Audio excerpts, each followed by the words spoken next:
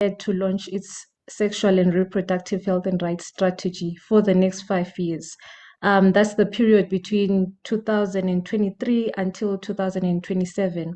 So the vision of the MIA SRH strategic plan is for women, girls, men, boys, and people living with diverse SOCIs to realize their rights to the optimal sexual and reproductive health and well-being in Africa.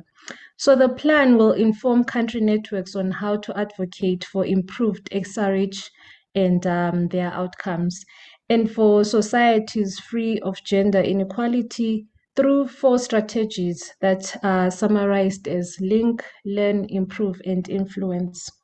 So without wasting a bit of time, I want to hand over to my colleague Amu, who's going to give us a briefing on how do we work together in terms of social media. So over to you, Amu. Good morning, good afternoon, colleagues. Just a quick request, if colleagues can turn on their cameras, I would like to take a screenshot for social media. And just let you know, the session is also on YouTube, so you can go back later and then go and watch it on YouTube. So I thought colleagues can come, let's gather together, let's take a screenshot. Those who are able to come to video.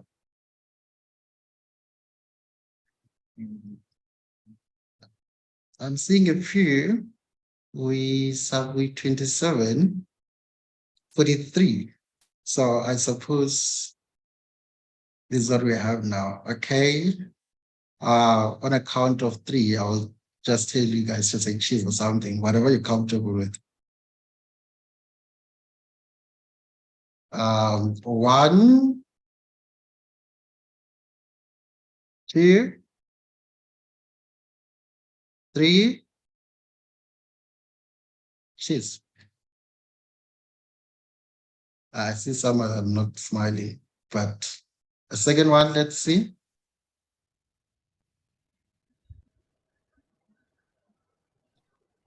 Thank you so very much.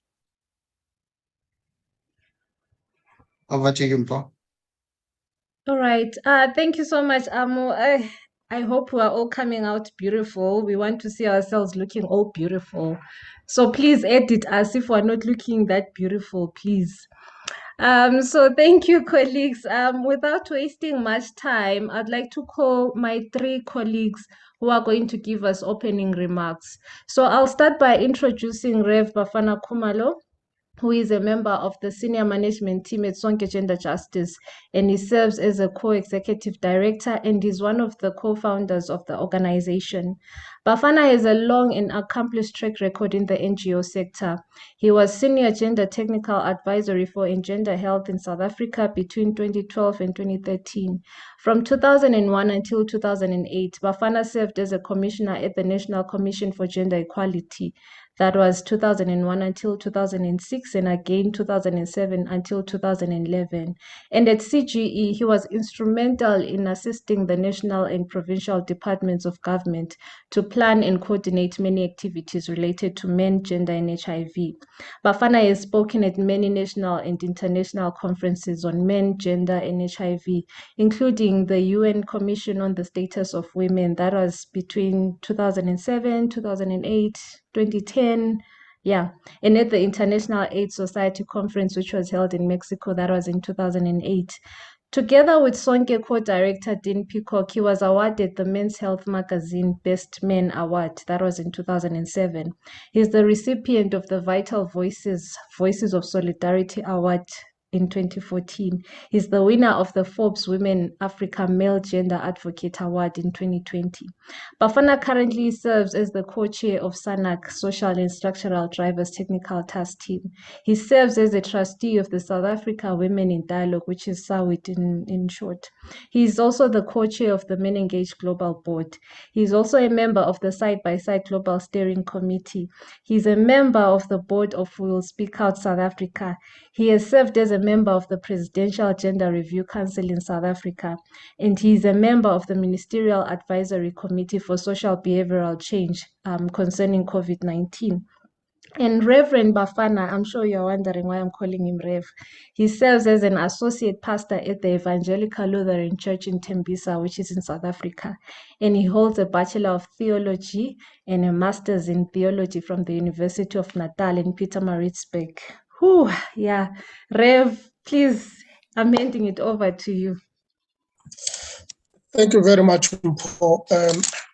Compliments to all the colleagues. I agree with you. Amu must do something with our pictures because he had not wanted us to put on our makeup. And so we do need to look, beautiful. Colleagues, welcome to this important event as we launch this important strategy of SRH designed in collaboration led by the MenEngage Africa. On behalf of the numerous organizations around the world and in Africa that engage men and boys to achieve gender equality, promote health, reduce violence, and question and address the structural barriers to achieve gender equality, it is my honor to give these opening remarks at the launch of the MenEngage Africa's Sexual Reproductive Health Rights Strategy for the period 2023 to 2027. First and foremost, let me congratulate all those who have worked hard to develop this strategy. The colleagues who contributed through the MenEngage Africa Sexual Reproductive Health Rights Technical Working Group, colleagues at SONKE, especially the Regional Programs Unit led by the process that led to the development and finalization of this strategy. We are glad to see the final product come to life today. It has been a long journey, but an important one in ensuring that we cross all the T's and dot all the I's so that the strategy indeed represents the various voices that are part of the work that we are doing in the region. Colleagues, as you know, MenEngage Africa prides itself as a leader in using gender transformative approaches to address patriarchy and toxic masculinities. MenEngage Africa engages men and boys to actively challenge toxic gender norms, promote positions of social and political influence for women in communities, and address power inequities between persons of different genders at all levels to enhance the agency to claim rights and bodily autonomy for all people. Based on the evidence gathered, we have now developed this SRHR strategy to further our work in the field of sexual and reproductive health and rights, and hope that it will take us to the next level as we continue with our advocacy in ensuring that all persons' dignity is respected and are treated justly with regards to SRHR requirements. There is a bit of an emotional feeling when one looks at the data on sexual and reproductive health and rights across the continent. Significantly, it is impacted, of course, by COVID-19 and other pandemics. But I just want to cite a few of some of these challenges. Less than a quarter of women have access to modern contraception.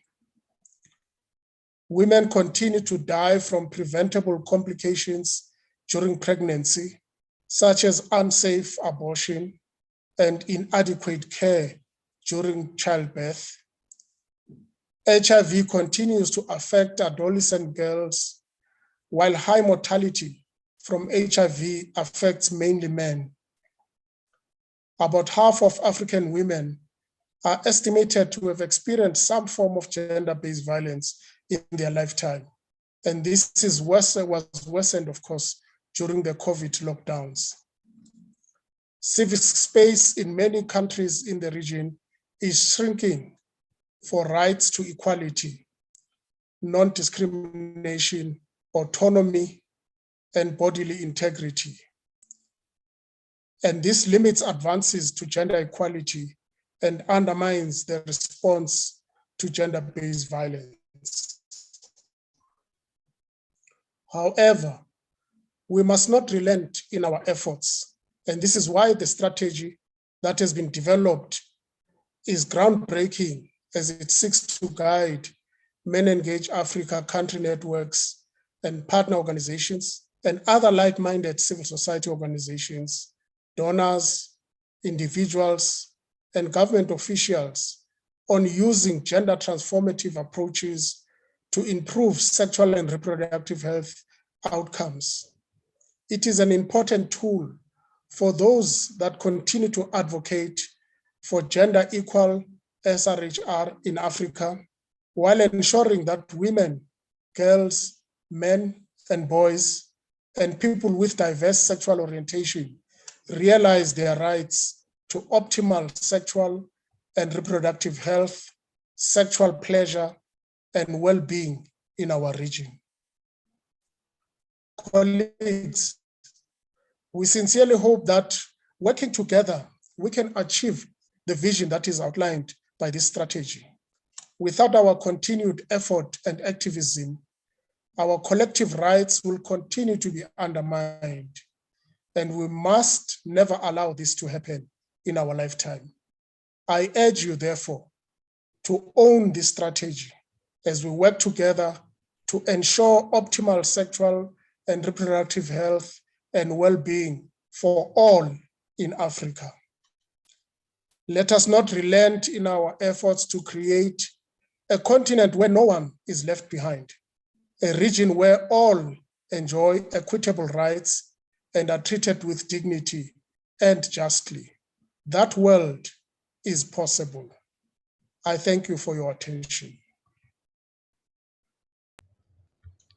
Thank you so much, Rev, for that wonderful opening remarks. You've really set the tone of why we are all gathered here today.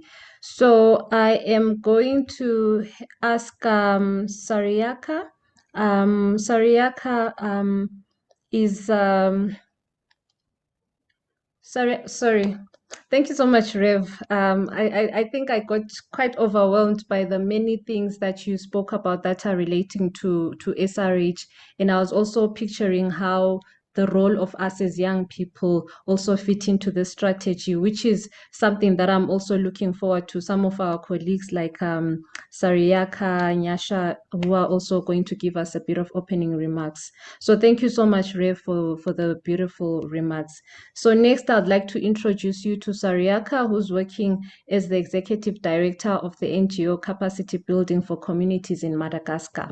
So after 6 years of devoted leadership in many projects and activities for women and girls, Sariaka and her team discovered that fighting against gender violence against women should be at the front line of the women empowerment projects in order to have more impacts. They were the pioneer of men and boys engagement in the fight against gender-based violence in Madagascar. Sariaka is graduated in Science of Communication at the University of Antananarivo in Madagascar. And after 12 years at C4C, she is humbly proud of the works accomplished and the change brought to the community.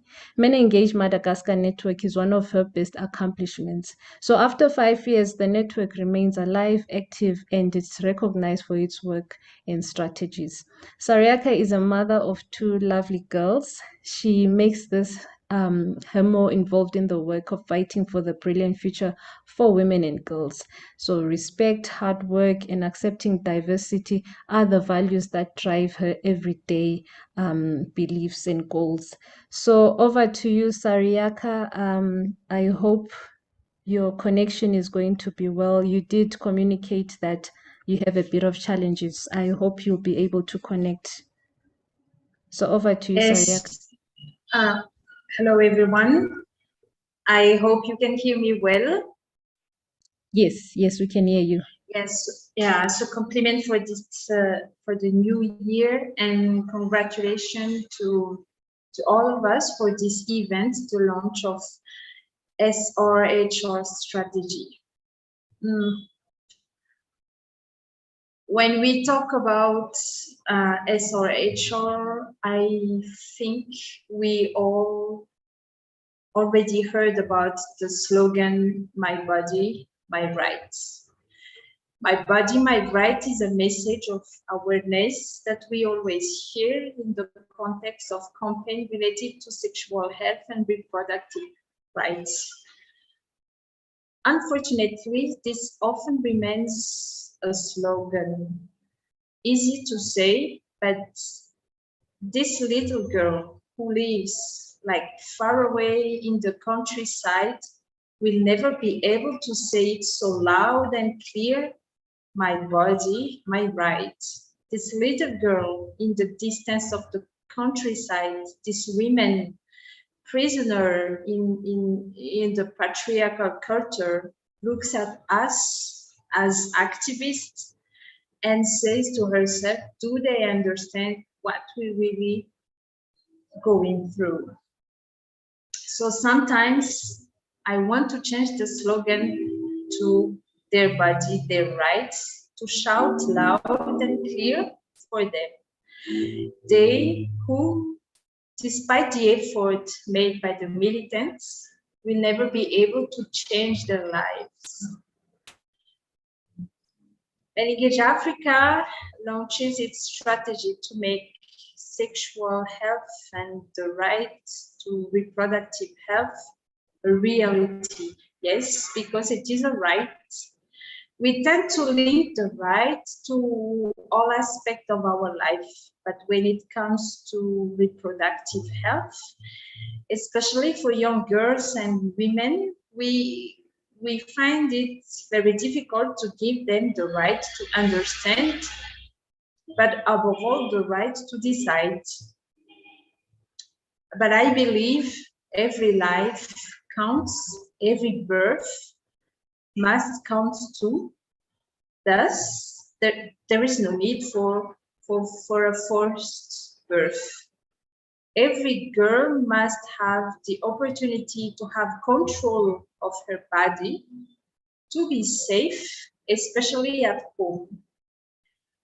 So today I call on men and boys to put aside their ego and their powers that is traditionally decided by an unjust society, and to arm themselves with gender justice, so that these girls I talk about at the beginning in the distant of a countryside can shout out and can affirm that slogan, my body, my right. And for all the girl can live the true freedom that giving to be a girl and to be a woman. And for every girl and for every woman to make, to have this SRHR as a right and as a reality. We all know that in Africa, situation are very hard when it is about that culture, tradition, the context is not easy at all. But I do believe that with this strategy that we launched today, and with all the activity that we are going to do together, we are going to improve women and girls' life. Thank you.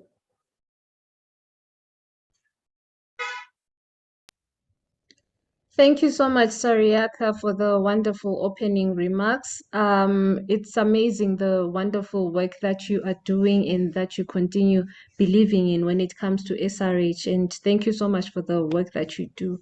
Last but definitely not least, I want to hand over to Nyasha, who's the current program officer at MenEngage Global Secretariat. She's a dynamic young professional, advocate, and champion for gender equality ending inequalities for improved access to SRH and comprehensive HIV prevention services and information for young people. Nyasha's professional experience has expanded over 10 years, and she has contributed to the meaningful youth engagement and participation agenda through various youth-led and young women-led networks, including AfriYan, ESA, Athena, and Dawa. Nyasha envisions a world where all young people in their diversities are able to challenge existing inequalities and fully enjoy their SRH. So over to you, Nyasha. Thank you very much, moderator. Hi, everyone. Let me start by saying I'm excited to be in this space. And to you all, colleagues and friends, I'll say this is really an exciting moment for MenEngage Africa Network, as well as for the Global Alliance. And I really respect that the commitment by MenEngage Africa to focus on sexual and reproductive health and rights and develop a concrete strategy that speaks to the need for collective efforts and advocacy for equitable, democratic, gender just, sexual and reproductive health for all really resonates with our shared vision as an alliance, because as an alliance, our shared vision of gender, social, economic, and environmental justice for all really relies on freedom for everyone, respect for people's bodies, and self-determination to make their own decisions and be able to access sexual and reproductive health and rights services without any discrimination and intimidation. So as an alliance, we also work or promote the broader efforts to challenge stigma, discrimination, attitudes, and punitive laws that also just undermine the fulfillment of SRHR for everyone. We strive really to build stronger partnerships with feminist and women's rights and SRH activists, as well as LGBTIQ+ activists and network civil society organizations, to learn from each other and improve the ways in which we organize towards gender equality and SRHR. We are all very much aware that the control of women's bodies, sexuality, reproduction is a uniform feature of patriarchy worldwide, which is the reason why we are here together as an alliance to speak out and talk about this. So as a result, we know that historically, SRHR issues are usually primarily seen as a women's and girls' issues. However, we know that harmful social norms are often enforced by men and patriarchal institutions around us. So SRHR can only be achieved with the respect for bodily autonomy of women, LGBTIQ+ individuals, and also I will emphasize men's understanding and responsibility for their reproductive capacity. Increasingly, the critical roles of men and boys in achieving SRHR are being recognized, and we have much work to do to challenge the social norms, stigma, discrimination that undermine the fulfillment of SRHR for all. So to me, or to us as the Global Secretariat, we're excited because we believe that the MenEngage Africa Sexual and Reproductive Health Rights Strategy comes at a timely moment, as mentioned by Bafana, considering the erosion of the reproductive rights and continued denial of sexual rights all over the world and also in our region, particularly this African region. So we believe that this is the time to review our own work, to shift our focus and to truly transform masculinities and work with men and boys for inclusive sexual and reproductive health and rights for all, and for ending all forms of control over the bodies and lives of women and girls. With this new strategy, we also look forward to men and boys becoming more informed about pregnancy, abortion, HIV, but also about human rights and discrimination. We want to see a world where boys and men pay attention to their own health needs and the health of their partners and family, and to also see boys growing up respecting girls and gender non-conforming individuals as equally respected human beings. And for us to achieve that, it really requires us to strengthen our efforts, mobilization towards systems change and agendas when it comes to the efforts on transforming masculinities and repoliticizing our work, understanding the different structural interventions and the social change strategies that we need to adopt. We are so glad to see that the key strategies link, learn, improve, and influence being integrated in the MenEngage Africa SRHR strategy, which also form the basis for the global strategy. As an alliance, we fully acknowledge the power of these strategies to transform the SRHR agenda and ensure it is inclusive of all. The key here is the importance of all of us working together and collectively on making sure the full realization of this strategy and aspiration it sets, most importantly, given the transnational cross-sectoral nature of SRHR for all agenda with everything we do as an alliance. And I will say this as I think of the transnational and the cross-sectoral nature, seeing colleagues like Richard Dillett from UNFPA being part of this conversation.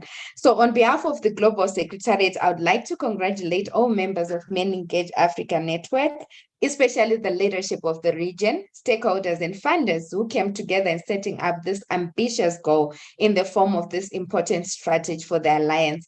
We, the Global Secretariat team, would like to share our commitments to work collectively hand in hand with MenEngage Africa, as well as with our regional networks in the implementation of this gender transformative programming, community mobilization and advocacy to achieve sexual and reproductive health and rights that is free of violence towards women, girls, and people in key populations. And we are confident that this strategy will help us pave strong ways for strengthening intersectoral feminist approaches to this work that will all allow us to hold each other accountable to standards of equality and inclusion in SRHR for all. Thank you very much. Thank you so much, Nyasha, for these amazing words and messages of collaboration and working together, which is something that every one of the three key speakers spoke about, of working together for this ambitious strategy. So thank you so much to my colleagues, Sariaka, Nyasha, and Rev Bafana for the beautiful opening remarks, which indeed have set the tone of why we are all meeting today. So my colleagues Jude and Diana are up next, who are going to give us a presentation of the MIA SRH strategic plan.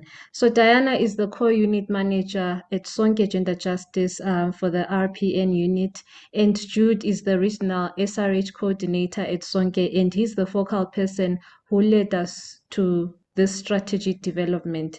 So colleagues, over to you.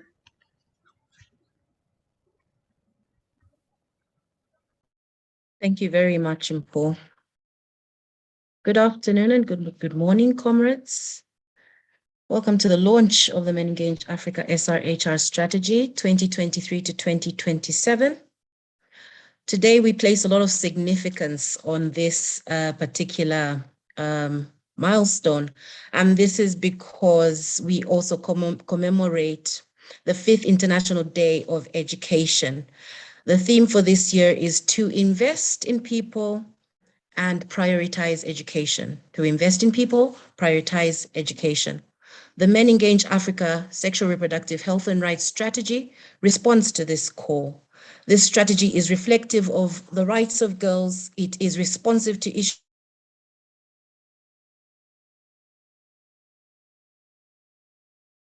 issues of teen women.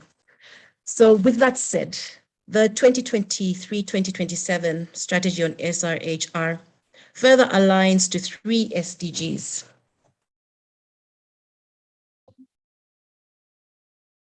Can you hear me? Yes, we can hear you, Diana.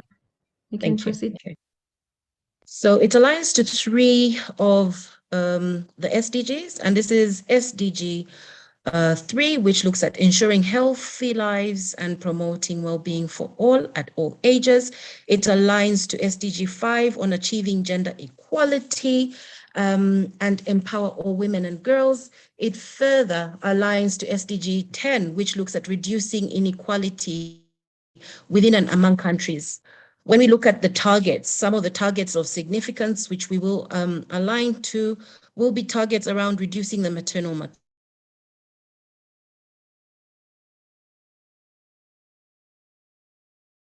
will be targets around violence, targets around ensuring universal access to SRHR in accordance with ICPD Program of Action and the Beijing Platform of Access. The strategy is responsive to priority populations most affected by HIV and discrimination. You can move forward. Okay. So the vision of the Sexual Reproductive Health and Rights MenEngage Africa Strategic Plan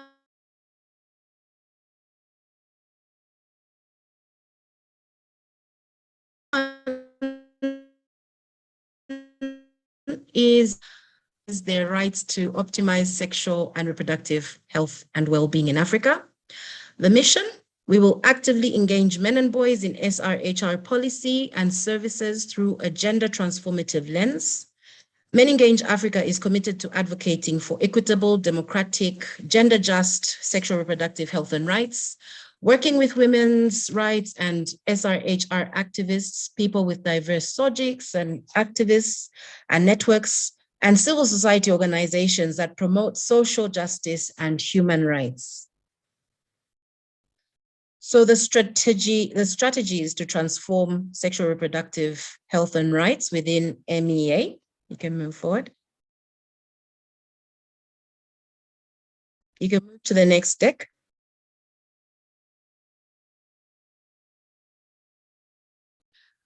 So MenEngage Africa strategy on SRHR is dependent on 4 interdependent strategies. The first strategy, looking at link. So the link strategy looks at alliance and partnership building to strengthen MenEngage Africa networks and leadership with a focus on SRHR. So here we look at creating inclusive, democratic, sustainable, and social change networks. We will strengthen our leadership and capabilities to improve membership engagement and strengthen interaction and communication among members. The next interdependent strategy is learn. And here it's focused mainly on knowledge management, where we will continue to create and use evidence-based resources for more comprehensive sexual reproductive health and rights.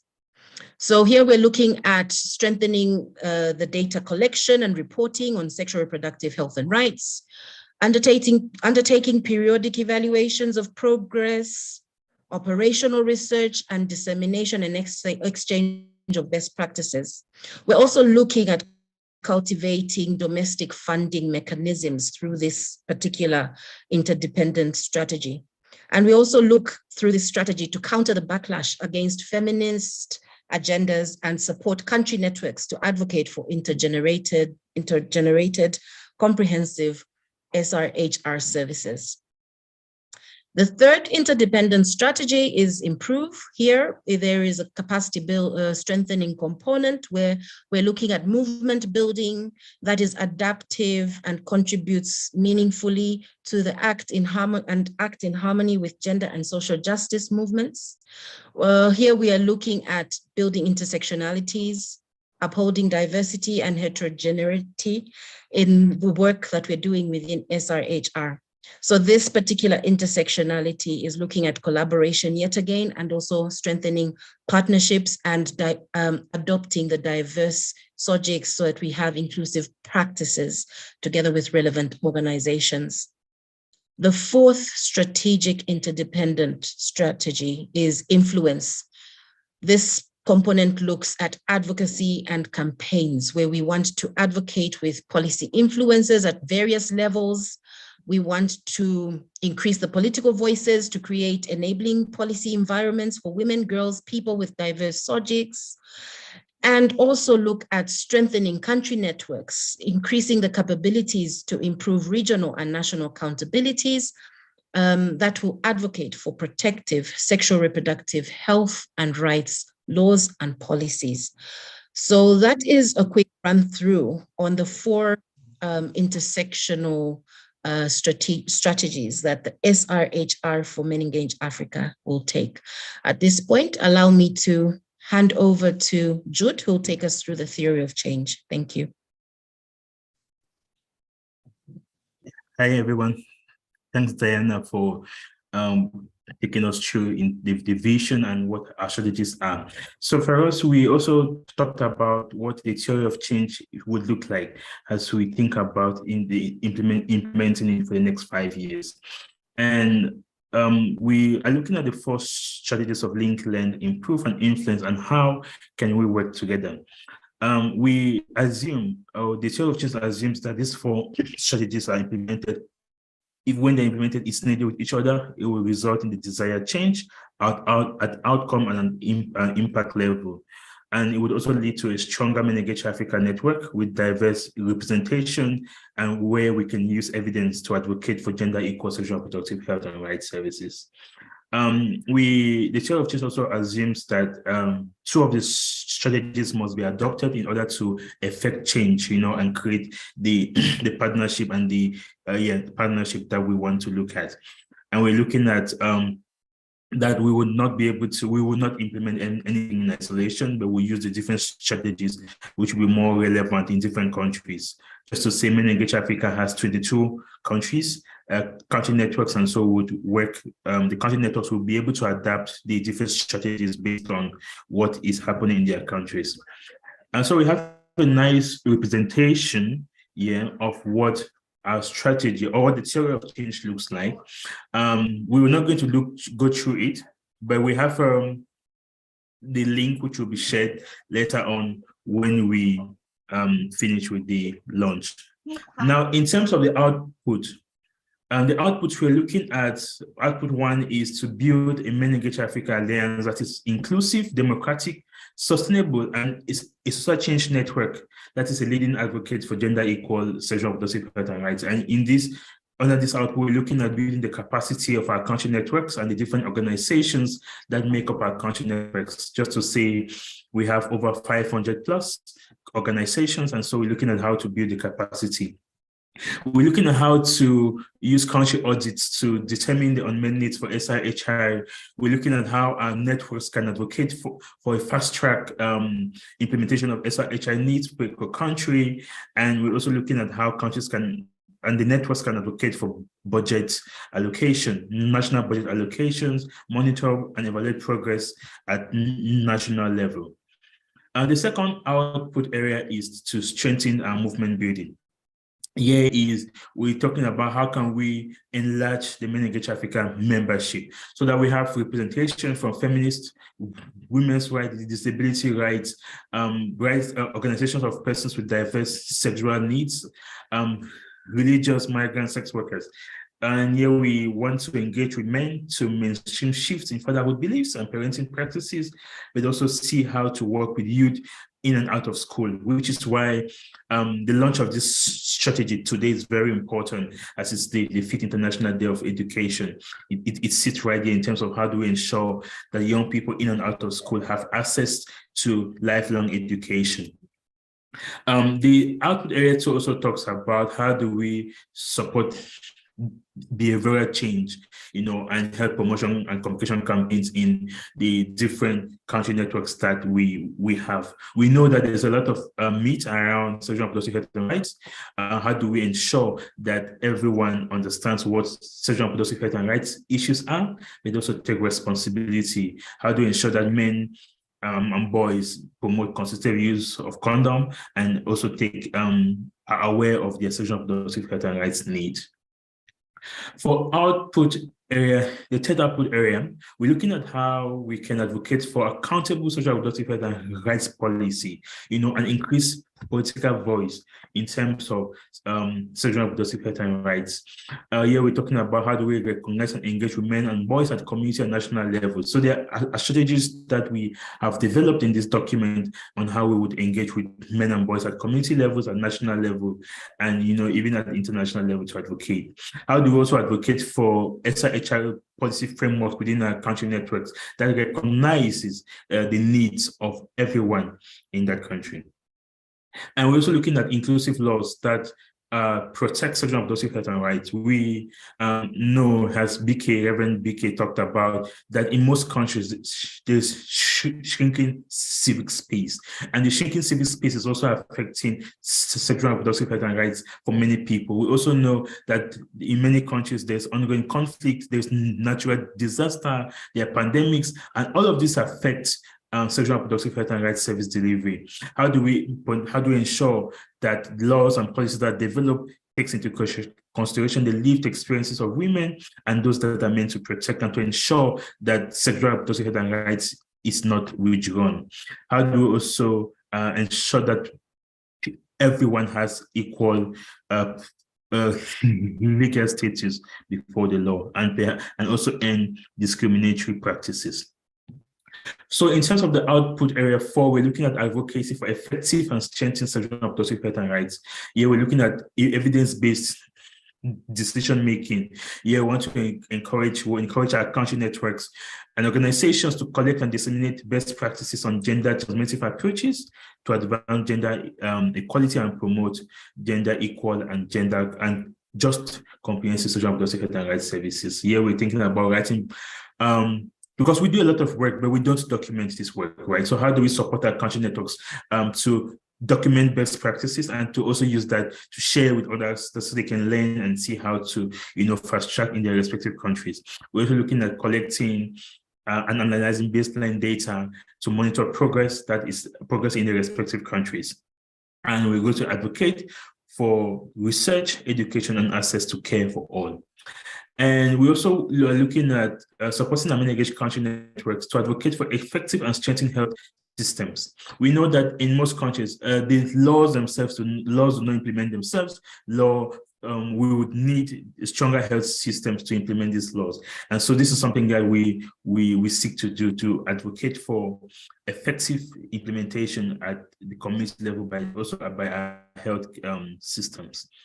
And we also want to advocate for countries to improve access to gender equality and sexual and reproductive health and rights information, education, and communication. We know that access to sexual and reproductive health and rights information is not easy for many people in many countries. And so making sure that this information is available and accessible in all formats, including for persons with different disability needs, is a priority to us. So these are the 4 output areas that has been identified. Just to say that what we have presented today is just a short overview, where we'll be sharing the link to the document which captures, in detail what we will be doing and how each of our respective organizations, partners, donors can come in to support the network. Thank you very much. I think that will be it for me. Thank you.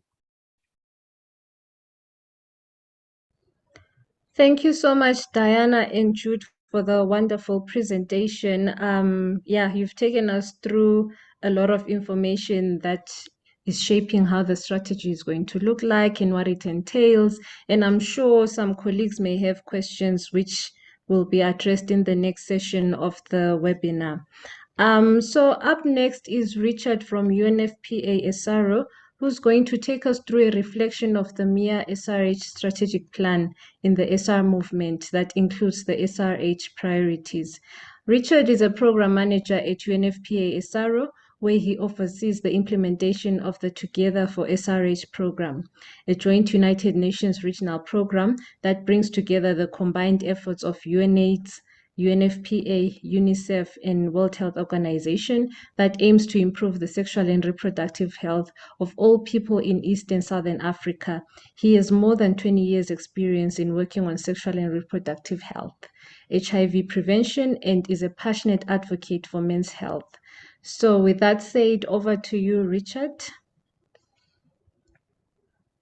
Good afternoon, colleagues, and absolutely wonderful to be here and really nice to be amongst friends again. And anyone who knows me knows that I'm very passionate about the topic of men and boys' health. So first of all, congratulations to the MenEngage network on launching this strategy. I had prepared some notes, and then after listening to Jude and other panelists, I sort of was wondering maybe I should can those notes and just speak a little bit off the cuff and sort of talk about the strategy in general. I think, one of the things we need to start off with is that we know that in many countries, we don't have a legal and policy environment that recognize male involvement, that recognizes men's health in general. And, we know this from research that we've done that without policies and strategies being in place, then the question becomes, well, to what extent then are there programs or even guidelines to address those issues? So when we look at men's health in general in the continent, then we know that there aren't really a lot of deliberate programs and interventions that deal with men's health. And when we look at engaging men and boys, even on issues of gender-based violence, we again know that that does not exist. So I think this strategy is very welcome. The MenEngage network has been at the forefront of engaging men and boys across the continent for a long time. And therefore the strategy has to be a welcome step forward. But I think it is time for us to up the advocacy around ensuring that men and boys and the role of men and boys are much more articulated into policies and strategies, and even in terms of service delivery. Because I think in many instances, this is the one area where I think we still need to do a lot of work. I really do like the 4 strategies. I think, you know, the linking is critically important. Alliance building and partnerships are critical to advancing the SRHR agenda. It's about like-minded organizations coming together, working together to really advance the SRHR agenda. Linked to that then is also about like-minded organizations working together to protect and advance sexual and reproductive health and rights. And yeah, I'm thinking in particular as we face an increase in what we're calling an anti-rights movement on the continent, you know, the extent to which like-minded organizations can come together and work together and adopt common strategies and approaches and share knowledge and information is critically important in advancing those sexual and reproductive health and rights. Those partnerships and alliances are then also very important in terms of making sure that we're able to have sexual and reproductive health really top of the agenda in the region. We have seen a lot of progress in the region in recent times around men and boys and positive masculinities.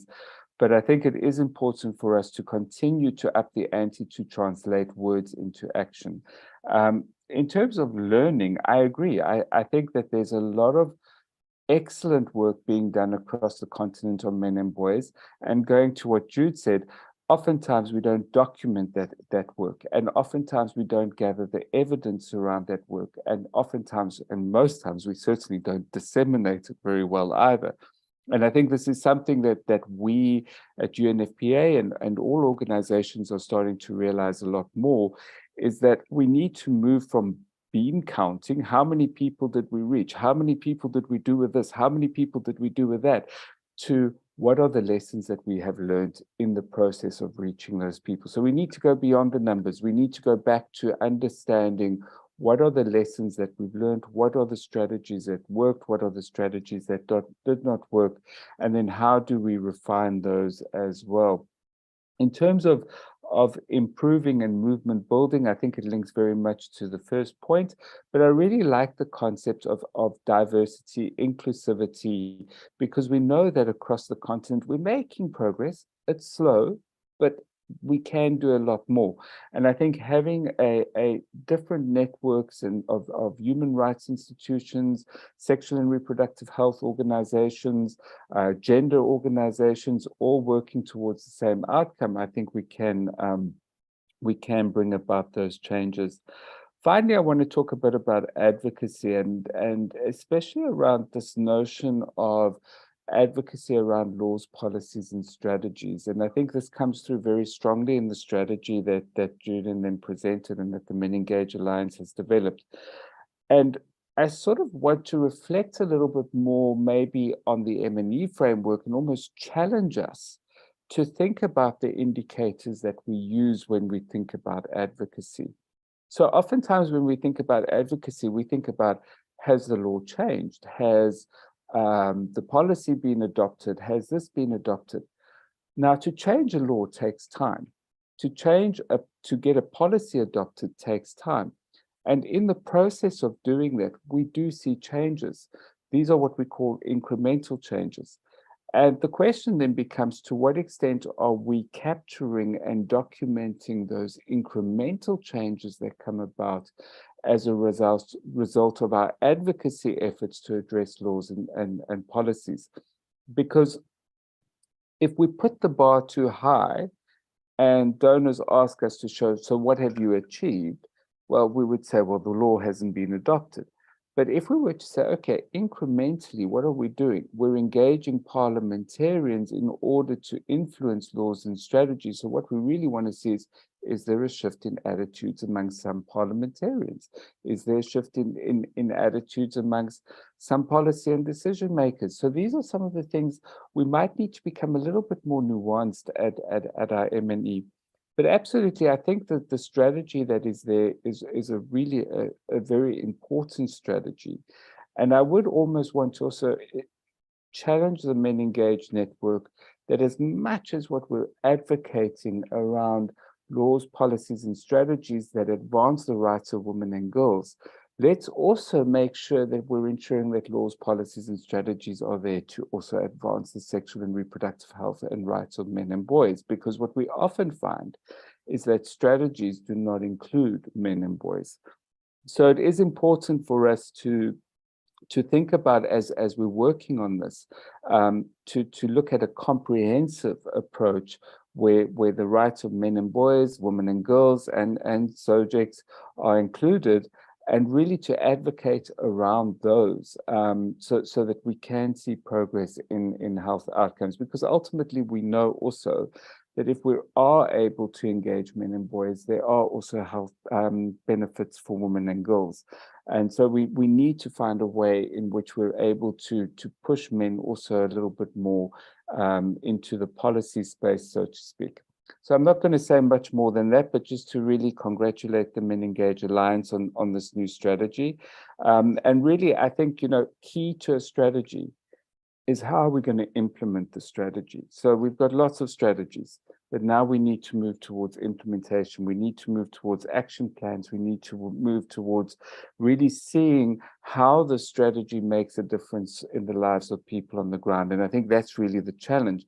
And then linked to that is, can we develop a resource mobilization strategy? Can we also have linked to this a costing strategy so that we know this is how much it's going to cost to implement the strategy? Because that then gives us leverage to go to the donors and to others and to mobilize resources in support of this plan. But I think it's a great strategy, and I really would like to compliment all of those engaged in the development of the strategy. And thank you very much for inviting me to say these few words. Thank you. Thank you so much, Richard, for the amazing presentation that you did, and also how you bring out the element of engaging men and boys into these discussions of SRH. It kind of sums up the discussions that we've had in the first part of our webinar on how do we work together, how do we collaborate, how do we come together as men, boys, women, and people of different diversities.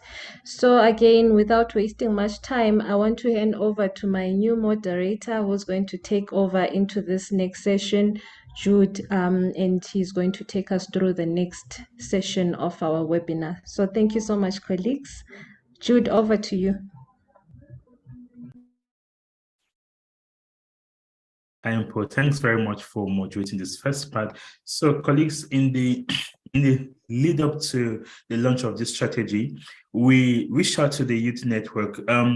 If you're familiar with the MenEngage Africa network, the youth, it's the key part of our network. So we reached out to our youth partners to ask them what they feel about social reproductive health and rights, but also what for them is a priority. And they did send us some feedback, and we would like to share that with you in a moment. So please do take a listen, and yeah, we'll come back after that.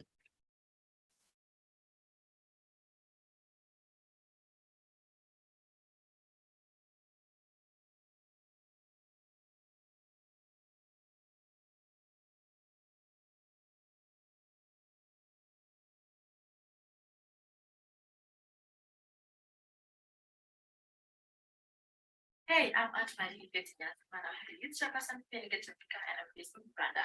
As a person who will tell on each of the aims, having the right to and decision on my body, access to self-fulfilling, access to family planning, and other areas of essential services.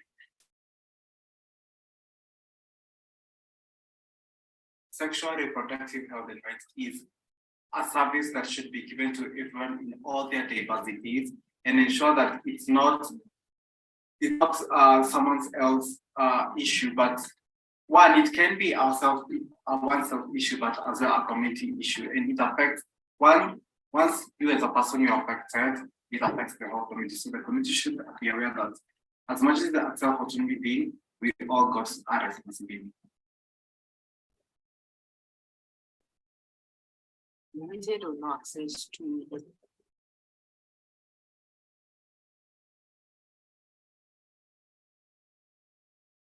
chance and safety to our country lockdown.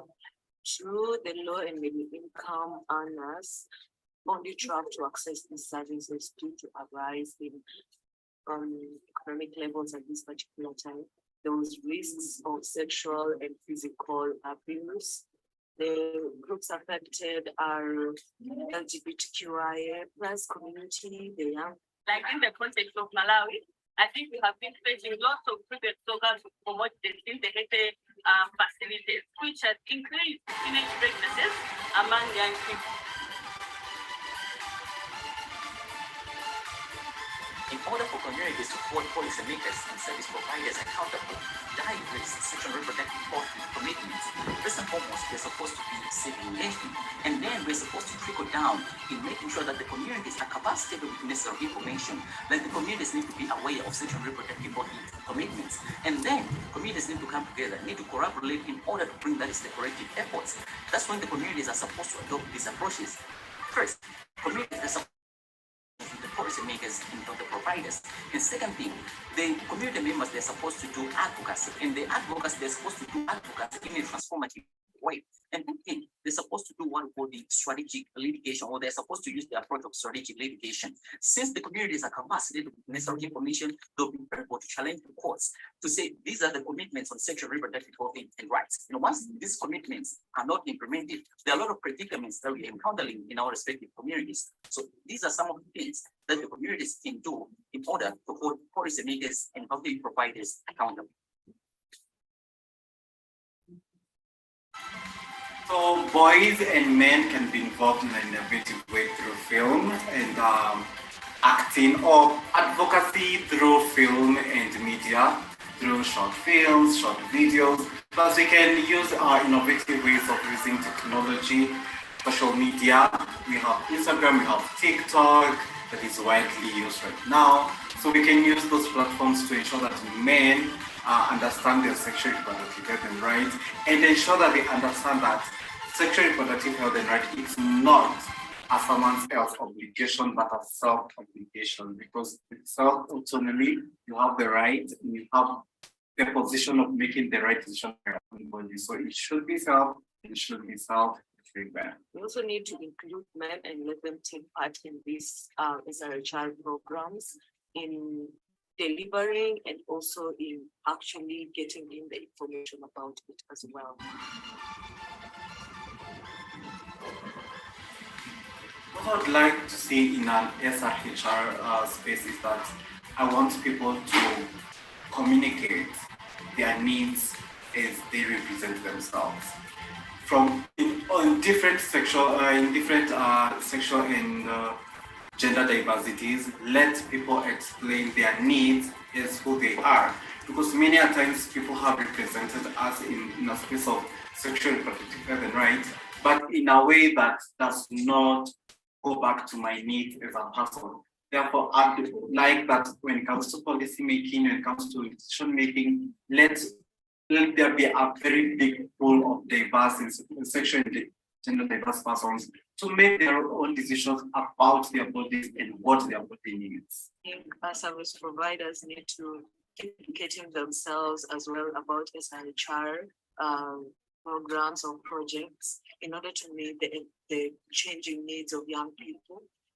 When it comes to policy makers, they need to revise their policies. They need to check how needs of these young people, the marginalized communities, change within time, and they should revise these policies so as to meet this. Know that you are teenage pregnancies and also ensure that young people freely access sexual reproductive rights. I think it's high time now that we invest in the health sector by increasing budget allocation as well as financing in the health sector. This can improve availability of resources in the health facilities, especially also in hard-to-reach areas most of them do not have, it's not easy for them to access family planning coordinators. So by increasing financing, it will ensure that services are brought to the young people in the hard-to-reach areas, and thereby their needs will be addressed, and also we are also eradicating teenage pregnancy at the same time. So this is what we as young people, we want to freely access SRHR services, we want a conducive environment whereby we can easily go and access without being discriminated, without being labeled. So it is a right. And as say so NGOs and the government, it's high time now that we need to invest in the sector so that we can improve sexually protected lives and take for young people.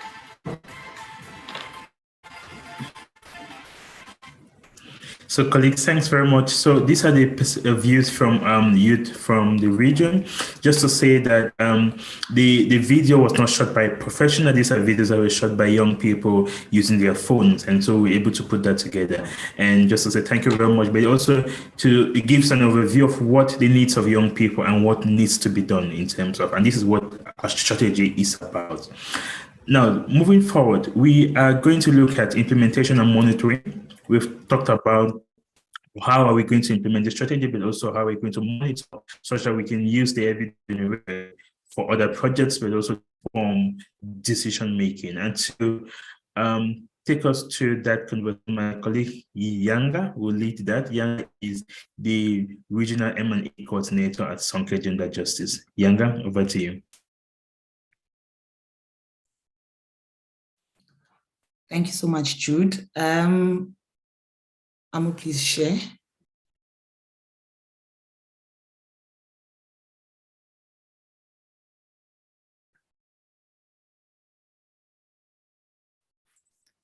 Thank you, Jude.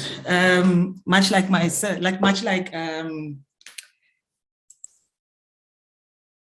okay. Thank you so much, colleagues, for making the time to attend us to attend this launch today. I'll be speaking a bit deeper on the theory of change, and I know that Jude had touched on it, but yeah, I'll also just touch on it a bit further and speak to the monitoring aspect of things, right? And I think at the back of our heads, we should all just be aware of the fact that this strategic plan is created as a resource that needs to be used, that can be used actually as a guide for country networks, partner organizations, and other like-minded civil society organizations, donors, individuals, and government officials on how to use GTA to improve SRHR outcomes, right? And like I said, the theory of change is there to guide us on how this can be done. Next slide, please. The theory of change was briefly highlighted by Jude, so we'll just, I'm sure you've seen this image. Please, we can move to the next slide, please. So I think what's important is for us to keep in the back of our minds, why we're doing this, right? The bigger picture, which is the impact. And this SRHR strategy speaks to an impact where we want to see women, girls, men, boys, in all their diversity realize their rights to optimal sexual and reproductive health and well-being in Africa, right? And this, in order for this to be achieved, we need to play our part, right? And as was highlighted, next slide, please.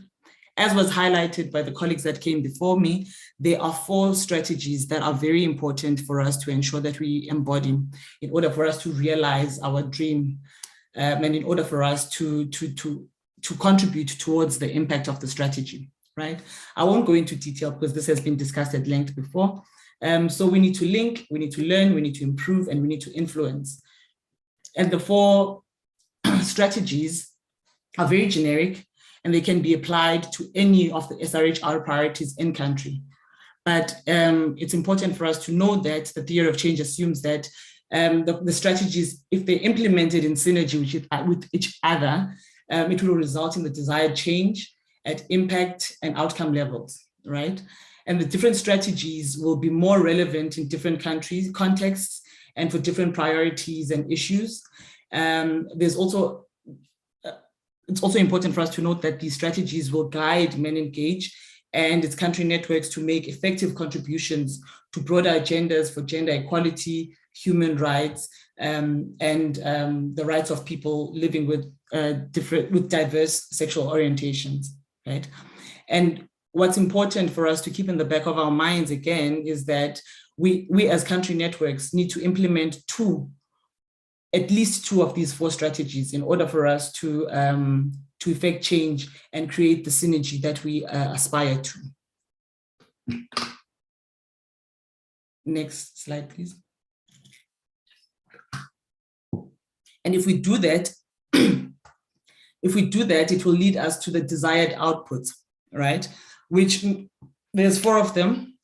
We want to make sure that MenEngage is an inclusive, democratic, and sustainable social change network and leading advocate on gender-just sexual and reproductive health and well-being.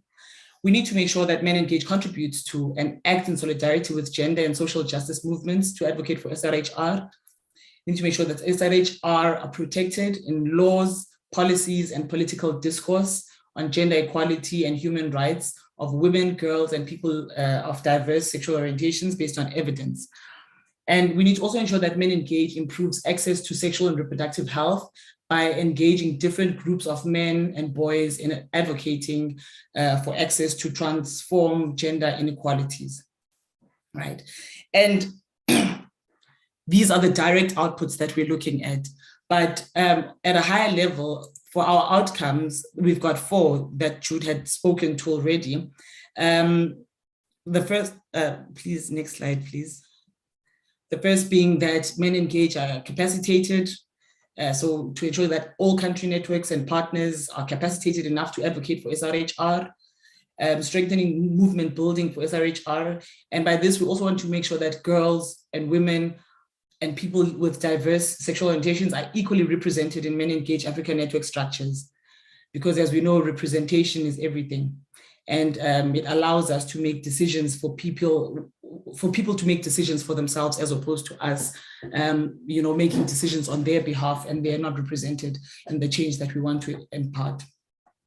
We also want to ensure accountable SRHR policy advocacy and political voice. By this, we want to make sure that there's protective SRHR policy frameworks in country networks, right? And then we also want to improve and expand access to sexual and reproductive health services, ensuring that women, girls, and people with diverse sexual orientations have access to appropriate, acceptable services if, when, and where needed, right? So I'll go a bit deeper into the actual outcome areas.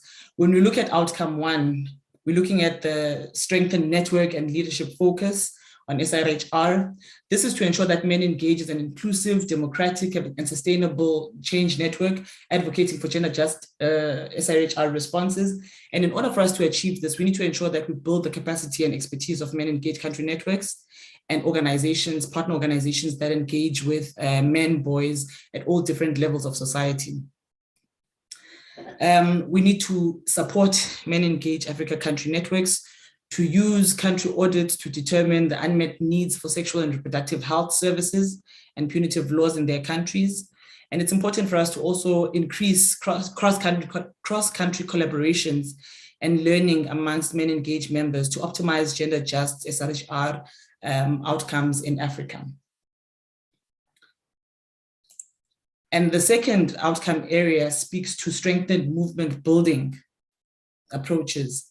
And this aims to see amplified advocacy initiatives for SRHR alongside other social justice movements to address the effects of intersectional stigma on different groups such as women and girls, persons with diverse sexual orientations, sex workers, migrants, and people living with disabilities. And our aim here is to ensure that we expand and improve MenEngage Africa membership with representation from feminist women's rights, diverse sexual orientation, religious, migrant sex workers, and youth organizations. We need to engage men to mainstream shifts in fatherhood beliefs and parenting practices. And we need to engage ministries of education to offer comprehensive sexuality education in all secondary schools and for out-of-school youth. And also we need to support behavior change and health promotion communication campaigns, right? And then the third outcome area speaks to accountable SRHR, policy advocacy, and political voice. This ensures that sexual and reproductive health are protected by law, policies, and political discourse on gender equality and human rights of women, girls, and people with diverse sexual orientations. And again, it's based on evidence. So we need to recognize and engage men and boys at household, community, and national levels to support changes in harmful sexual and reproductive health laws, frameworks, policies, and practices. And also we need to advocate for protective SRHR policy frameworks through MenEngage Africa country networks.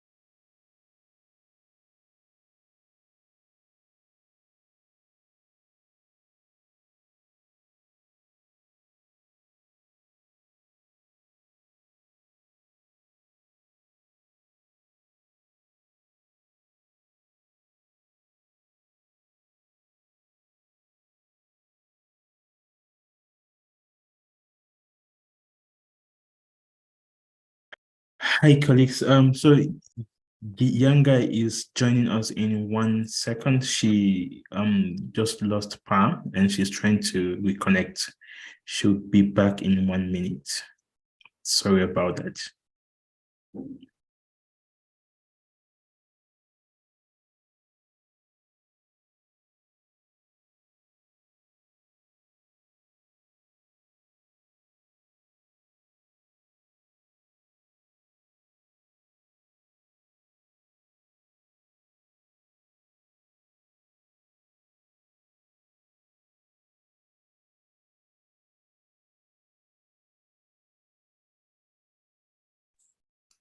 Hi, colleagues. I'm sorry about that. I just got load shedding, so I got cut from the power supply. I hope I'm audible. Hello? Yes, you are audible. Hello, you're very much audible. Please continue. Thank you so much. I'm sorry about that. Our struggles in South Africa. Anyways, the last outcome area speaks to advocacy for effective and strengthened sexual and reproductive health services. And for this, we need to ensure that MenEngage country networks and partners transform patriarchal masculinities by engaging men and boys in advocating for access to sexual and reproductive health as part of resilient healthcare systems, right? And in order for us to see this realized, we need to encourage MenEngage country networks and organizations to collect and disseminate best practices on gender transformative approaches to advance gender equality and promote gender equal and just comprehensive SRHR. Also need to support MenEngage Africa country networks to collect data and track progress of key SRHR indicators and advocate for gender equal and gender just SRHR in research, education, and access to care. We also need to support MenEngage country networks to advocate for effective and strengthened healthcare systems. And how do we do this? How do we ensure that these are monitored? We need to ensure that activities are kept within the parameters of the agreed strategic aims and objectives.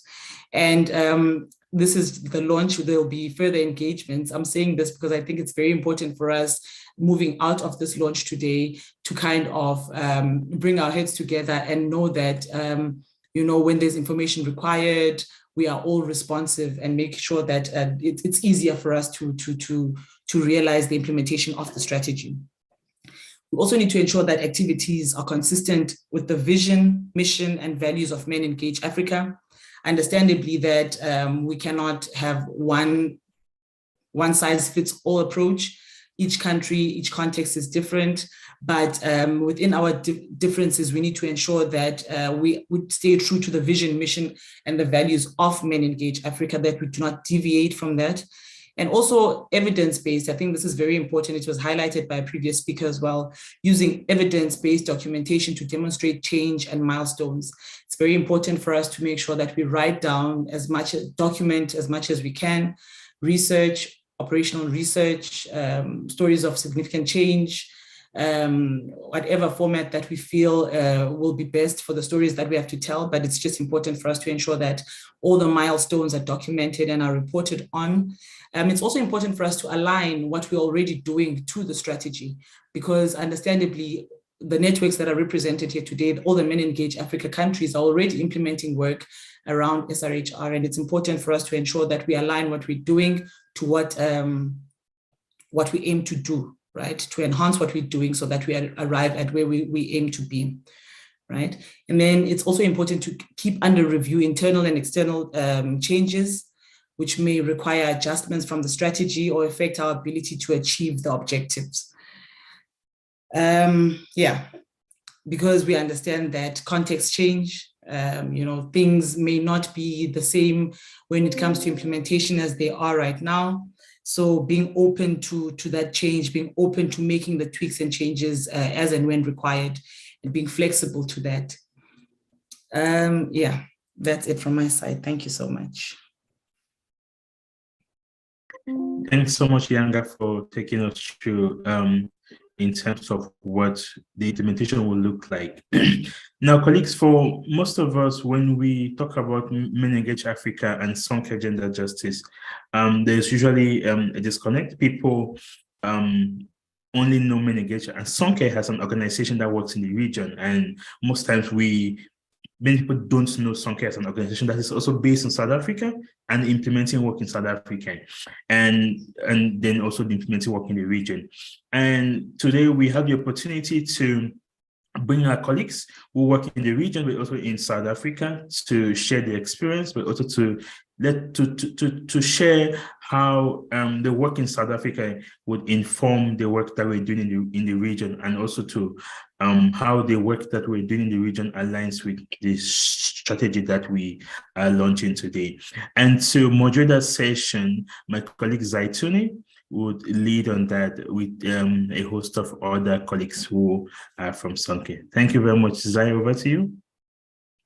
Thank you so much, Jude, and I thank every one of you for really being here and making it here. I know it's quite a lot of talking, but bear with us and we talk about SRHR and how the MenEngage Africa Network can really strategically put SRHR at the forefront. As everyone was speaking, I was wondering, how do you, as MenEngage Africa network partners, how are you going to align the strategic plan with your programming within your organization?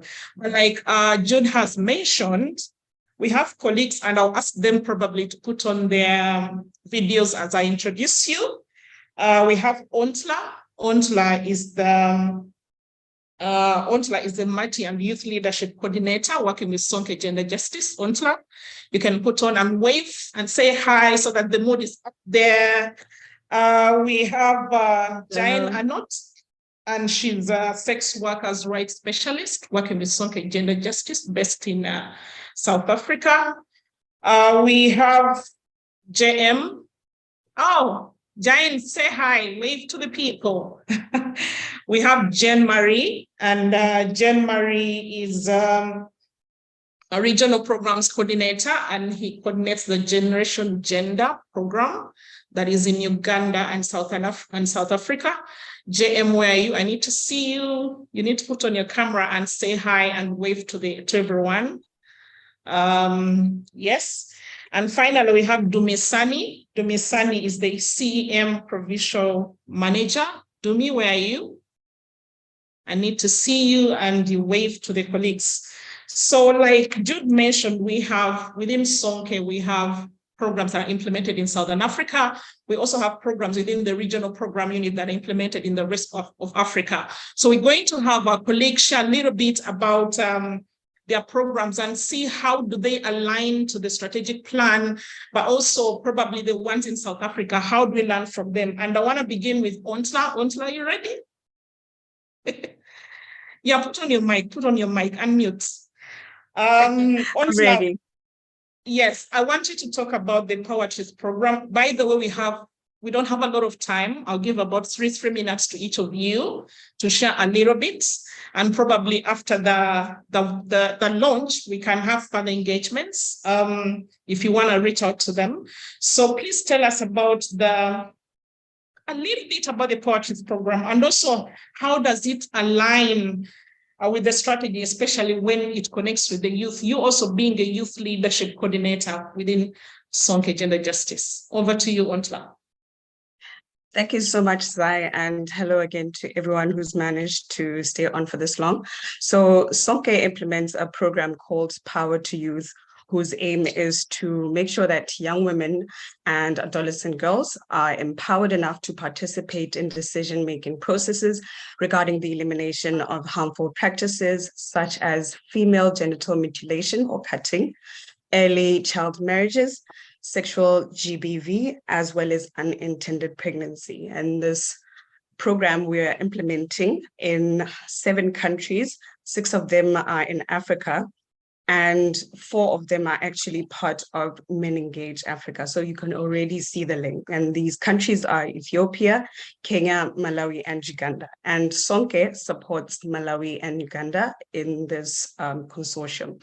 So the linkage between Power to Youth and the MenEngage Africa SRHR strategy starts off with one of our foundational approaches.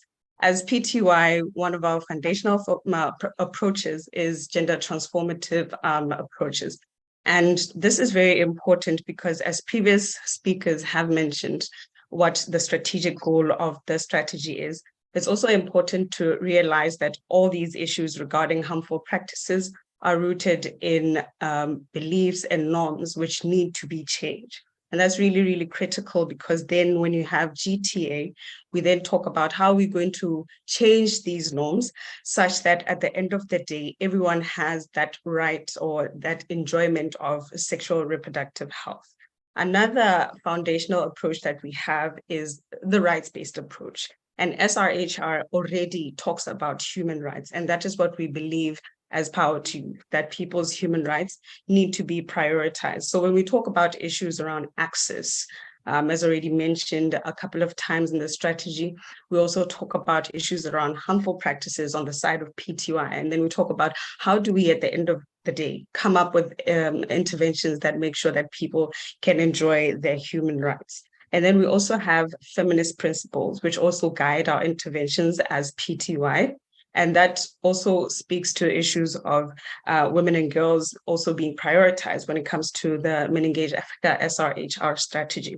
But also importantly, as Zai has already reflected, there's the issue of meaningful and inclusive youth participation, which is something that I'm directly in charge of as the youth leadership coordinator. So here we talk about how it's important for young people to not just be beneficiaries of these interventions, but also be engaged at all the levels of interventions, or at all the levels of the program, whether it's the inception stage, the implementation stage, and also the closeout stage, because it's very important for young people to really be involved. And we see all of these elements of PTY linking strongly with outcome 2 of the strategy and also outcome 4 of the strategy, which really zone in on having young people being involved, which is really, really important, something that we need to not leave behind as we continuously talk about how each and every person, young people, women, men, and people of different sexual diversities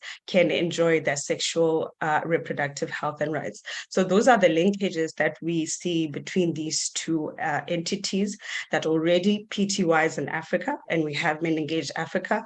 Already the foundational approaches of PTY speak to elements of the strategy, and already there's a strong element of meaningful and inclusive youth participation.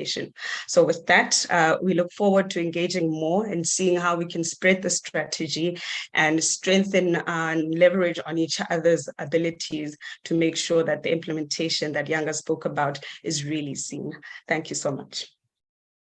Wow, that was straight to the point. Thank you so much, Ontla.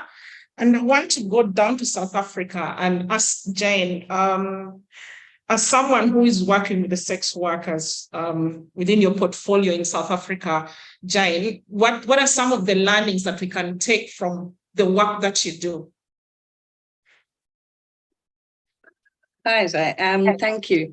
Firstly, I just want to congratulate everybody for the launch of this strategy and for including me in some of it in relation to sex workers. For me, the main thing, as you know, in South Africa at the moment, we are faced with a bill. Luckily, it's taken a long time for law reform in South Africa. And we now have a bill that's been gazetted that hopefully will fully decriminalize the sex work industry. So the Sex Workers' Rights Project within Sonke is currently quite active in working with the sex work sector and their allies in inputting to this bill. So a lot of work around advocacy and law reform. I think in terms of the strategy, including the needs and rights of persons selling sex is crucial. And I think one of the main things highlighted in the strategy in terms of membership of the MenEngage program is to extend the membership of sex worker-led organizations in the region and their allies. I think it's very important that the issues of persons selling sex, because that's just one aspect of a person's identity. The majority are women, there's also men and trans. So to actually extend that membership and integrate the issues is crucial. In terms, I think our project here in South Africa is a small project, but I think it's vital that we find ways of linking much more within the region with sex worker-led projects to share learnings and understandings around particularly law reform and around sexual health rights and needs. Clearly, with sex workers' sexual health needs, I mean, there's lots of work to be done about access to user-friendly services, condoms, lube, STIs, and around HIV in particular. But I want to end off, because I know it's time-wise. I think there's one area that we might be neglecting in terms of working with men, particularly as potential clients, so that we integrate the issues of the rights of sex workers. We can reduce a lot of violence against sex workers by integrating issues of their rights and needs, looking at issues around contract with a sex worker, respecting the issues of consent, and also I think, which is already integrated into this program, is around men's responsibilities to take care of their own sexual health, to use condoms, and to access testing and other sexual health services. So thank you for the opportunity. Thanks. Thank you so much, Jane. And I think you speak to the strategies around, especially the element of linking, which is really important. So how do we link with the programs in South Africa, like the one she just shared with us, to see how we can align our strategic plan with some of the examples that she has given. So I want to get to Jane Marie. Are you there? I want to hear a yay. Are you somewhere? Jane. Yeah, I'm here. Yes, I can't see you. Put on your video unless, okay. Hi. How are Thank you? you. So I'm good. How are you? So I know you coordinate, you oversee the Generation Gender program that is based in Uganda and Southern Africa. And I want to see, I know one of the approaches you use is the gender transformative approaches within the program. And I want to see how has it been used to advance work around GBV and building feminist movements within the Generation Gender program. Thank you and good afternoon, and those who are still in the morning, good morning, and thanks also to the MenEngage African team, especially to Jude and the colleagues for providing this a kind of platform, but also launching this strategy, the SRHR strategy. I think is something that Sonke and the colleagues have been working on for a long time, but finally, well done, team. So I'm called Jean-Marie Ngurunziza. I work for Sonke Gender Justice, and I'm supporting the work that is happening in Uganda under Generation G or Generation Gender. Firstly, the program is implemented in South Africa, Uganda, Rwanda, Morocco, Indonesia, Jordan, and Lebanon. And then also part of those 7 countries, we have 4 countries in Africa, I think, as my colleague just alluded on the Power to Youth. So we have Uganda and Rwanda, and also who are part of the MenEngage, but also the partners that we're working closer with, especially in Uganda, FIDA, Rahu, and SEHAD. We already start developing the GTA or gender transformative approach advocacy, as the Generation Gender is an advocacy program.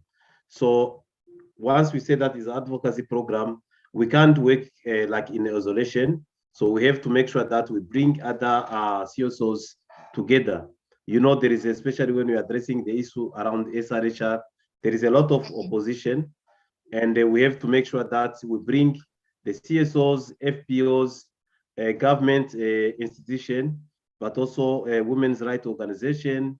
As I think one of our colleagues here, Richard from UNFPA, emphasizes that, you know, there is a lot of long-term outcome, but then especially when we are addressing the SRHR issues, there is a lot of, you know, it's not easy to see the change, but if we start building a movement, especially we are in South Africa, we are in 22 countries as a MenEngage, but then I know that there is more than 100 or 300 organizations, but how can we bring them together?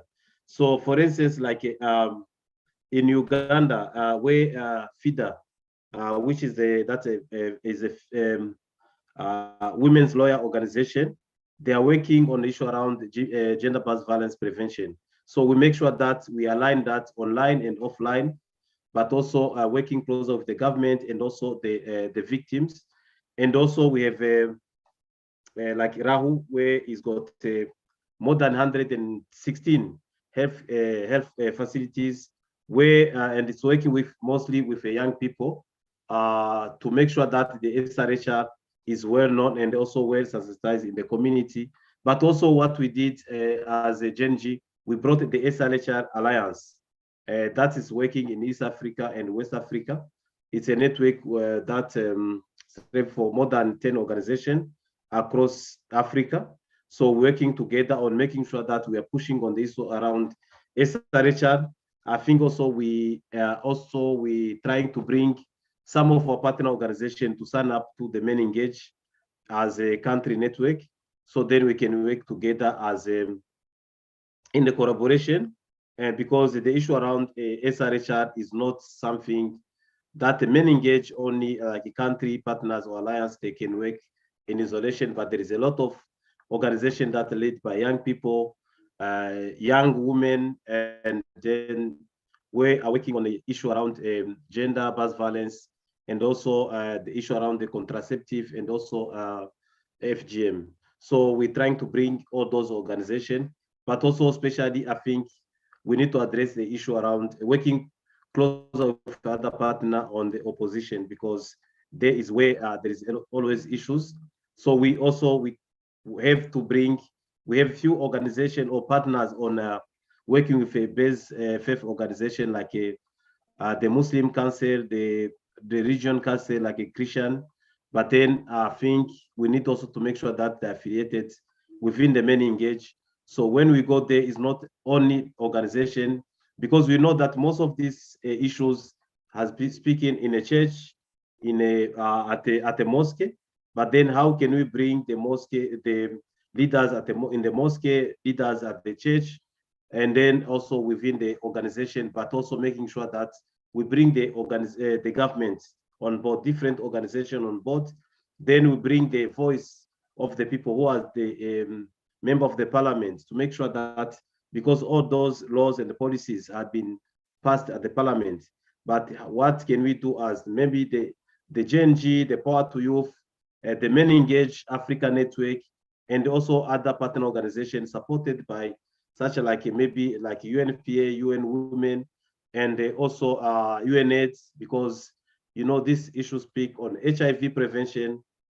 We go on a contraceptive, making sure that the community assessing contraceptive, especially to young girls, but also how men and boys, they can be sure that the issue around SRHR is well known within their peers. Thank you. Thank you so much, Jean-Marie, for sharing a lot that you do around generation gender. So finally, we want to hear from the South African bit. Of course, I know our colleague Dumisani has been doing amazing work around community education, mobilization, and engaging with the religious leaders. So we want to see, we want to hear from him how, what is it that we can learn from the engagement around community mobilization, education, and also engaging with the religious leaders. Dumisani, over to you. Hi, good afternoon, colleagues.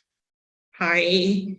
Thank you, Zai, for the opportunity. And I have a bit of a voice today. It's gone to the cleaners. I hope I'm audible. So yeah, you are. We can hear you. Let me zoom right to it. I think community education talks to different communities, and we're trying to say, how do we educate the communities? How do we educate the mass communities? But then I think the topic here is in that zoom on to talking about, you know, traditional and faith-based leadership in that. And this is a complex sector, colleagues. You may agree with me in that some don't even have a strategy. But some do, eh?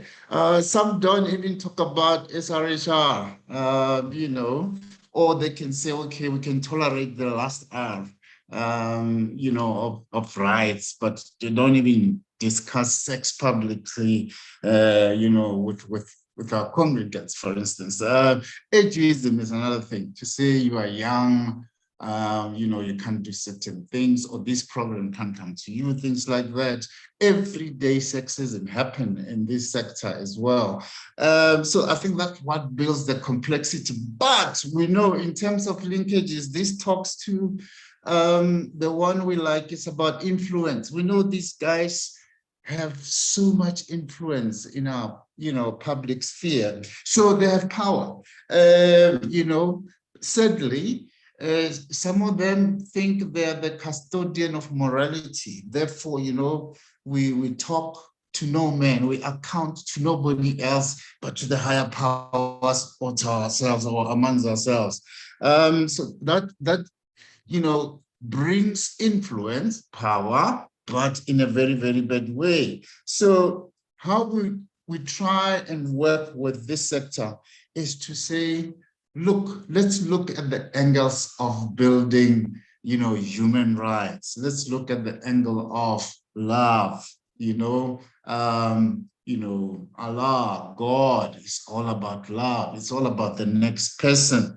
I'm talking here now because there are other people. So in terms of strategies within that, we do trainings, because sometimes you need to influence at the very individual level. So the ecological model says then think of the individual, but then there's leaders. How do we then train the leaders so that they can be champions of these messages of equality, of bringing in the topics of, you know, sexual reproductive health and rights in their different spaces? So, but I think the best approach, I may say, is an experience for me, is that we don't go in there, you know, yielding access to say, look at you, you know, you think you own everything, like, you know, taxi drivers in most places in our continent, but to say, how can you be allies in a manner in which you can also become, you know, drivers of change?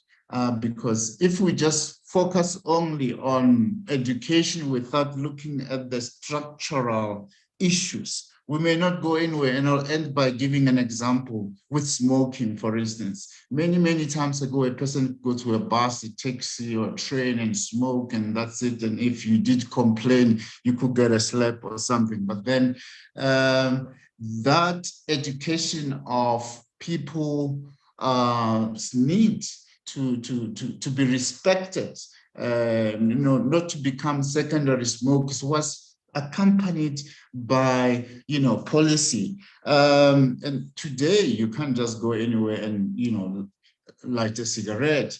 People should be taught to know their rights and to be able to take a stand. And I think this is what we're trying to do with religious leaders, because, as I said, some of them, they're like drivers of what I call self-made programs, but those self-made programs are without policy or strategy. But then our influence, hope to influence theirs into getting into the wagon of respecting people and allowing discussions and programs that would help our masses or the communities to understand and to be part of the rightful pathway of having sexual rights and reproductive health for all. Thank you.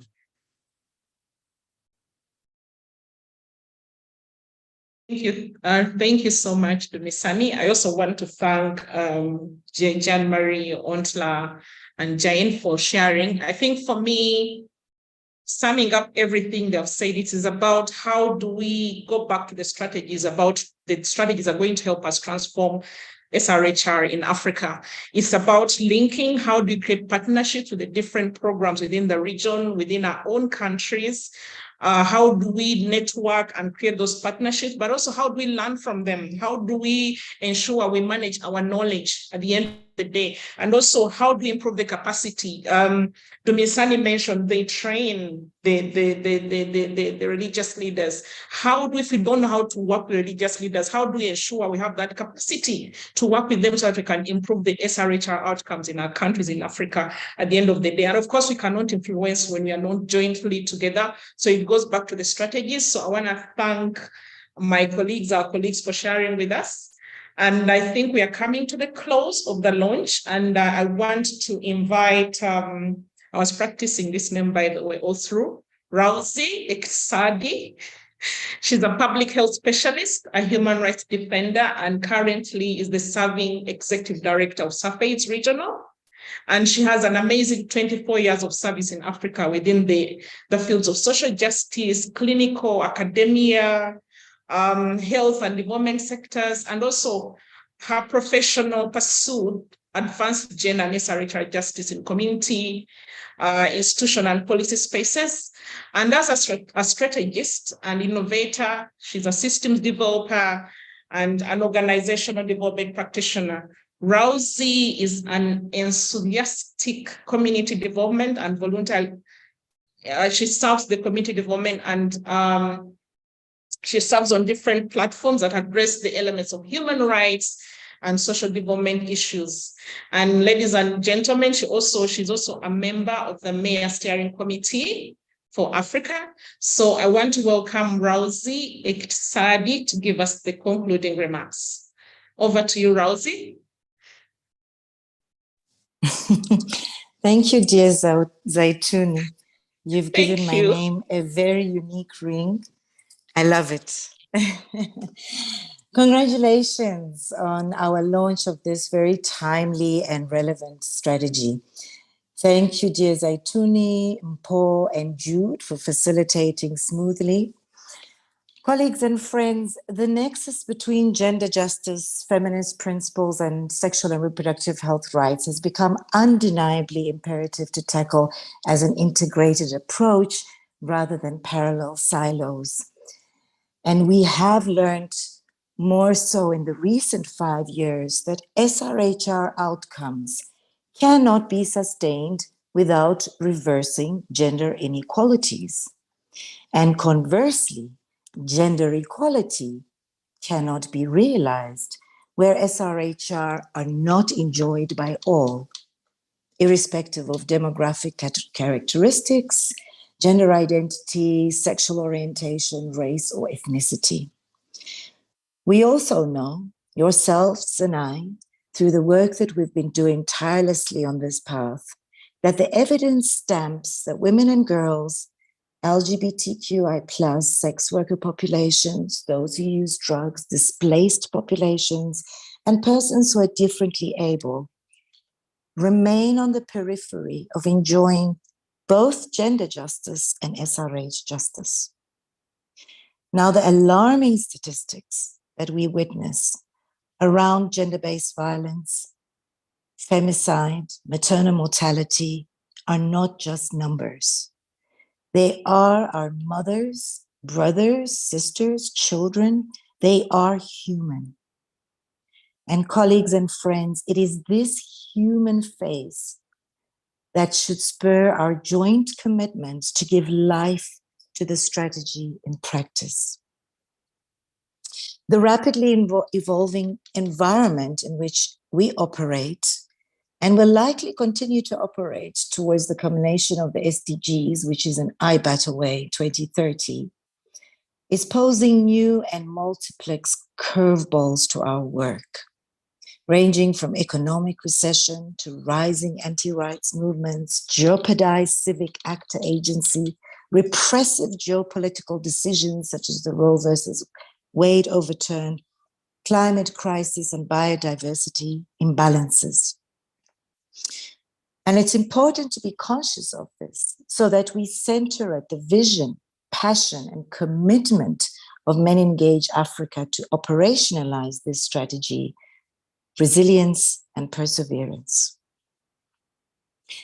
As a result of these dynamics, competing priorities, our communities, our policymakers, your and my attention in our respective spaces are increasingly divided. Hence my encouragement for resilience and perseverance to carry this very important document from being a ticked box on our work plan to being a living guide that bears measurable change that all MenEngage chapters across our continent are actively involved in. So bravo, Amhlope, hongera sana, felicitations to all the MenEngage Africa structures, allies, friends, and those who contributed to getting us to this momentous milestone. Thank you, especially to the youth sector. Your energy and your commitment and your innovation continues to inspire us.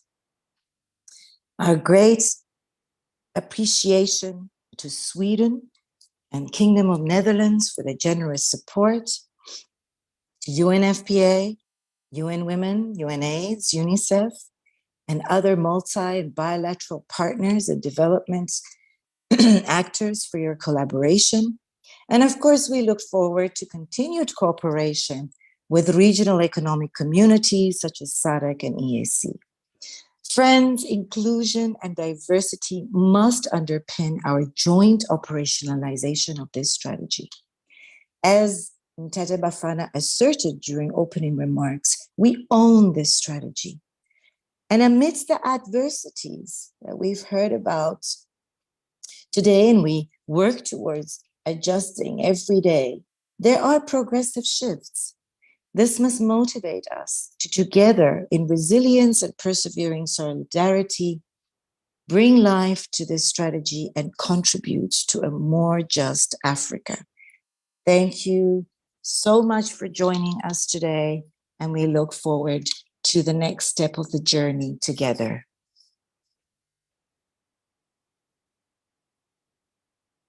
Thank you, Zaituni. I'm done. Thank you. Thank you so much for the beautiful closing remarks. And it's been amazing having every one of you. Thank you for finding time to be part of this launch. And I know this is just the beginning. We need to see how do we operationalize this strategic plan? How do we align it to our programs in our different networks, in our different countries? And how do we ensure we link and build a big movement that promotes positive SRHR outcomes. I want to thank all the panelists. I want to thank all the colleagues that have been here, the organizing team. Jude, thank you so much for spearheading this, and Diana. And I would love every one of us to open our cameras, to open our microphones and say hi, and we see each other before we say bye-bye. If that's fine, please put on your video. You can take another picture, and then we wave to each other and say hi and wish everyone a happy new year. We can put our hands up and smooch ourselves and feel good.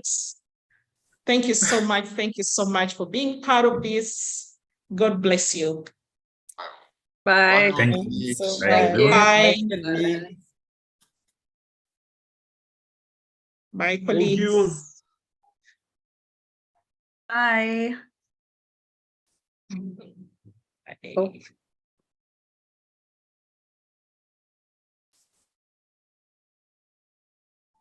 Hey, Amo, you can stay on as the tech support until everyone goes away. and the host, the one who invited us.